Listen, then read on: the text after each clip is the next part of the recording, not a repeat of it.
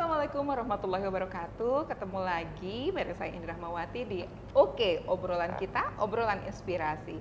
Masih berusaha menginspirasi para generasi muda, dan kali ini saya ditemani oleh salah satu alumni dari Unisba yang akan memberikan insight luar biasa. Kenapa tidak? Karena dengan usaha dan kerja kerasnya akhirnya sosok di samping saya ini bisa mewujudkan cita-citanya menjadi seorang sarjana. Menjadi seorang sarjana, menempuh pendidikan tinggi itu tidak semua orang bisa beruntung mendapatkannya, ya. Tidak semua orang bisa mewujudkan cita-citanya.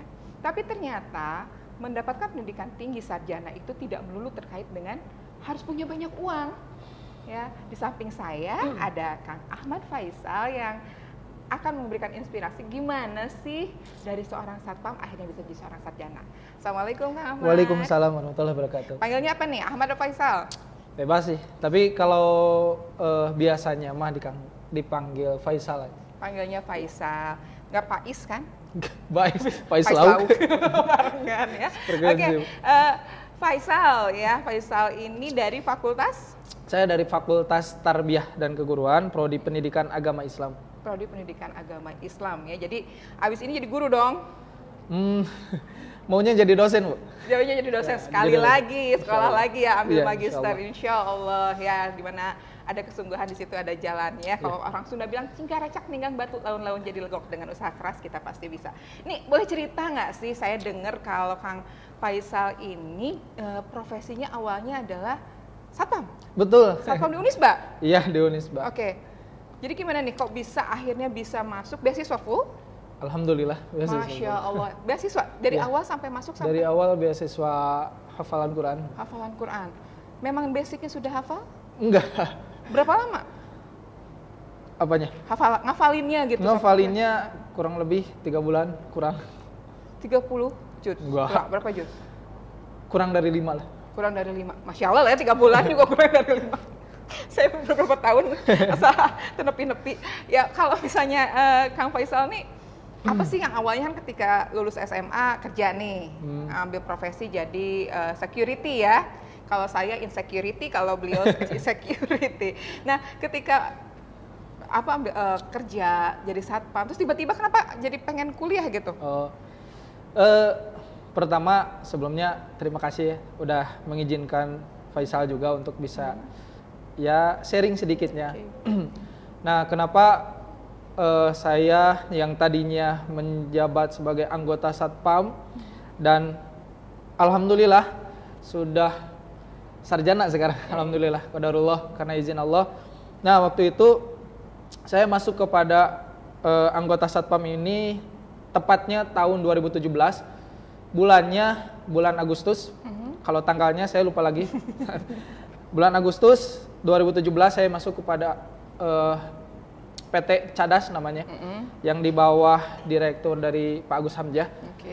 Nah, saya pertama ditempatkan di anggota satpam itu di Rangga Malela, yang dulu itu Fakultas MIPA. Ya. Kalau sekarang kan udah dijual kan itu, udah galak, udah dilanjut ininya kontraknya. Dan di sana ya gimana lah Bu, seumuran kita gitu, seumuran saya, dan saya juga merasa malu ketika itu gitu melihat kawan-kawan yang seumuran yang merasakan pendidikan gitu.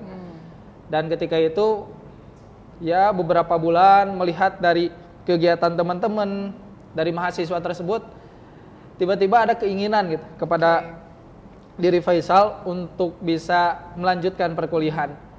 Tapi yang jadi halangannya itu, yang jadi pertanyaan Faisal, apakah saya bisa gitu untuk melanjutkan perkuliahan dengan kondisi yang memang finansialnya sangat tidak mendukung gitu ketika itu. Karena sebelum saya masuk jadi anggota satpam juga, pas lulus 2016 itu sudah direkomendasikan sama pimpinan daerah Muhammadiyah yang ada di Kabupaten Tasik. Nah di sana saya masuk kepada universitas, salah satu universitas di Bandung, dan ma'had selama 6 tahun gitu. Tapi di ma'had itu ya harus ada uang makannya sebesar 400.000 gitu. Nah di sana kalau menurut orang lain 400.000 itu kecil gitu.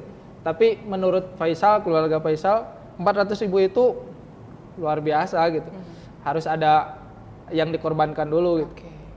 Nah, oleh karena itu saya tidak lanjut dulu masuk ke anggota Satpam, dan beberapa bulan melihat dari kondisi teman-teman mahasiswa yang berorganisasi, kuliah, belajar, seru kayaknya gitu.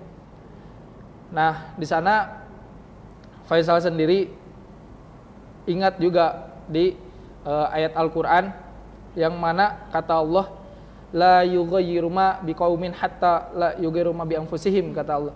Allah tidak akan mengubah suatu kaum kalau misalkan kaum itu tidak mau mengubahnya gitu. Betul sekali. Nah, di sana saya mencoba bagaimana caranya saya bisa kuliah gitu. Saya mulai dari sana mencari link-link beasiswa, dan singkat cerita saya ketemu dengan salah satu mahasiswa dari Fakultas Dakwah beliau, namanya Kang Akmal. Nah, di sana saya ngobrol waktu itu ketika malam, saya dinas malam, ngobrol terbuka saya, Kang, ada gak link beasiswa buat yang mahasiswa baru? Kata dia ada aja. Salah satunya itu Baitul Mal. Nah, dari sana saya mencoba untuk mendatangi dari kantor Baitul Mal dan mencoba ngobrol bersama direktur dari Baitul Mal sendiri dan menanyakan terkait persyaratan dari dari untuk beasiswanya untuk beasiswa itu apa aja. Ada untuk mahasiswa baru, tapi ada tapinya. Harus hafal minimal 5 juz. 5 juz? Ya, 5 juz. Ada waktu ketika itu pas nanya, ada waktu kurang lebih sekitar 3 bulan menuju seleksi beasiswa itu. Sedangkan kan saya background saya berhenti dari sekolah itu 2016, berhenti 2 tahun tidak belajar, dan ditambah saya backgroundnya ya Satpam gitu. Di mana ada basic untuk menghafal Quran, metodenya gimana gitu. Tapi saya yakin ketika saya mendapatkan informasi tersebut dan keinginan yang kuat serta doa dari guru-guru, dari orang tua, saya mencoba menghafal dari juz 30 dari Quran surat An-Nas sampai ke sana gitu. Sedikit-sedikit dari hari libur saya mencoba untuk lebih dekat dengan masjid, lebih dekat dengan Quran gitu. Alhamdulillah ketika waktu pas seleksi ada hafalan yang ini, ada beberapa juz lah, alhamdulillah gitu. Saya juga gak percaya gitu melihat dari hasil yang sesingkat itu bisa hafal ini. Nah, ketika seleksi dari beasiswa tersebut, ada seleksi administrasi, alhamdulillah lolos, seleksi wawancara udah, dan qadarullahnya pas seleksi di tes hafalan Quran saya lancar gitu. Karena kalau di Baitul Mal itu di tesnya itu lanjutin ayat gitu. Lanjutin ayat, bukan bacain surat anu. Kalau bacain surat anu kan gampang gitu. Kalau di tengah-tengah dibacain lanjutin. Tapi standar tes tahfiz ya. Standar tahfiz memang seperti itu. Tapi qadarullahnya Allah memberikan kemudahan dari sana. Nah, udah dari sana saya putus kontrak itu tahun 2018 bulan Agustus jadi Satpam.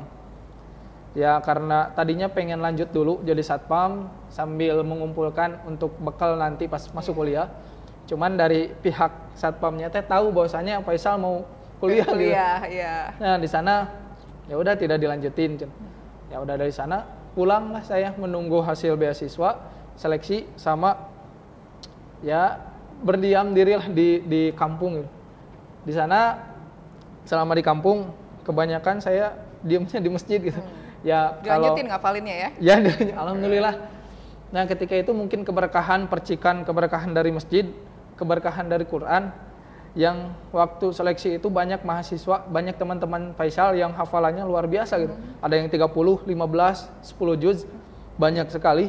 Tapi di antara yang terpilihnya itu Faisal gitu. Yang memang dari segi hafalan, jumlah hafalan kurang dari itu, dari yang telah ditentukan. Dan singkat cerita, ada yang nge-SMS, Assalamualaikum Kang, alhamdulillah akan keterima beasiswa Baitul Mal aja. Di sana ya kayak gimana lah gitunya, terharu, sedih gitu, seneng.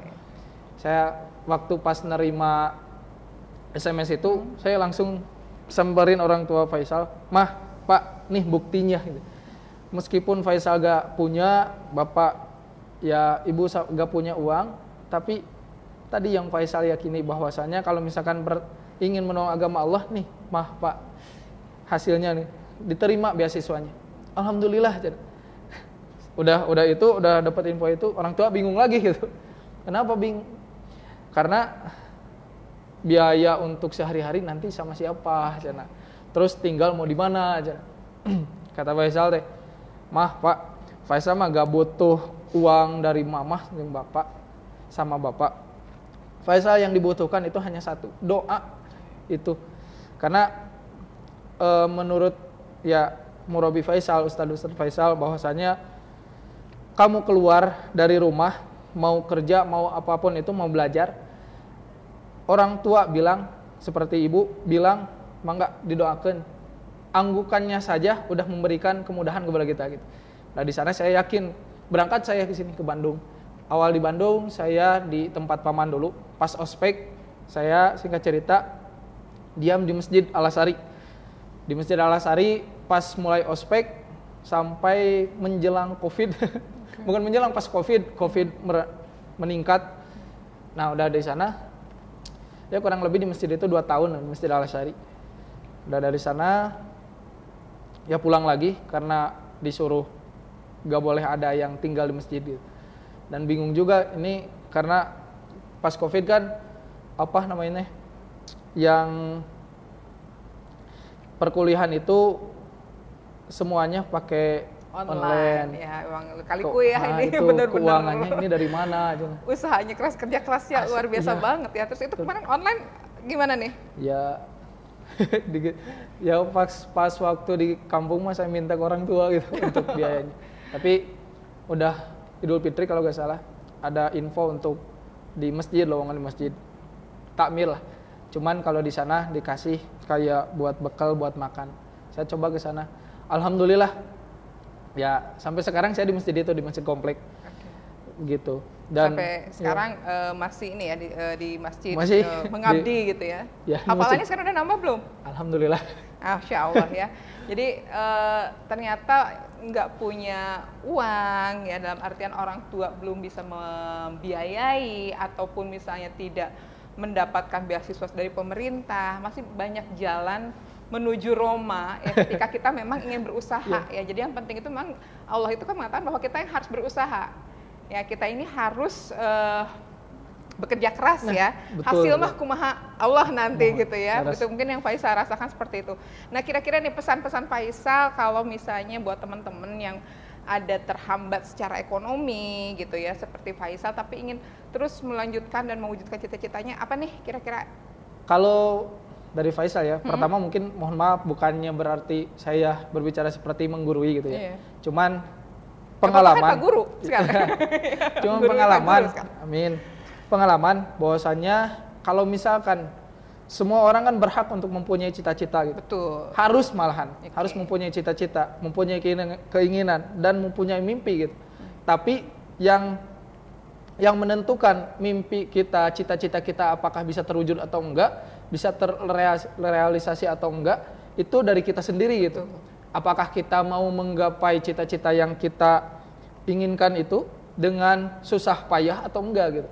Karena hidup ini kan ya bukan seperti mie gitu. Mie instan. Mie instan juga kan direbus dulu gitu. Itu hanya nama saja mie instan, tapi harus ada pengorbanannya juga, direbus dulu gitu. Nah, di sana juga kan ya yang intinya kita itu kalau misalkan mau menggapai sesuatu itu harus berusaha, ya harus berusaha, tidak cukup dengan mengatakan saya pengen seperti itu, saya mempunyai cita-cita yang tinggi, tapi usahanya nggak ada gitu. Jadi intinya berusahalah sekuat mungkin, ikhtiar, karena jangan dulu tawakal kepada Allah gitu. Tapi tawakal itu ditempatkan di akhir. Pertama ikhtiar, berdoa, setelah itu kita sudah usaha, sudah melaksanakan semuanya, kita pasrahkan semuanya kepada Allah gitunya. Oke, luar biasa sekali ya. Ini akan menjadi insight buat kita semua dalam segala hal aspek kehidupan. Tentu kita harus ikhtiar dulu, kita nggak bisa memasrahkan begitu saja tanpa yang namanya usaha.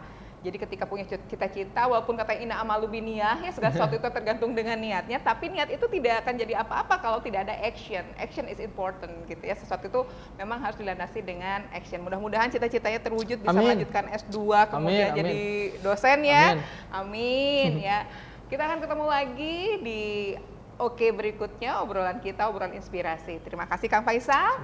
Dan saya berserta seluruh kru Oke mengucapkan terima kasih. Assalamualaikum warahmatullahi wabarakatuh.